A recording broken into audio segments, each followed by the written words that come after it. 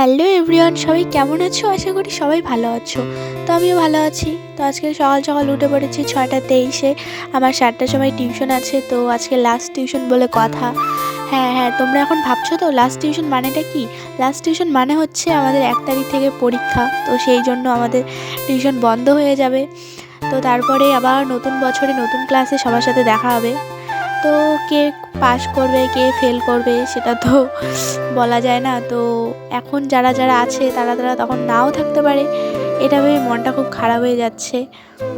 হয়তো 1 বছরে সেই চেনা মুখগুলো হারিয়ে যাবে।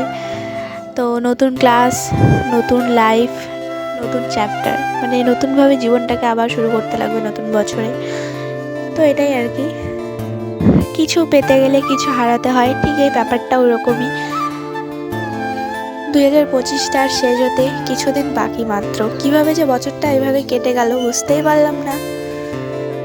দেখো, তোমাদের সাথে কথা বলতে বলতে আমার মুখ ধোয়াই প্রায় হয়ে গেল। তো আমি এখন রেডি হব, তো রেডি হওয়া শেষ, আমি টিউশন যাই। তো চলো, টাটা, বাই বাই।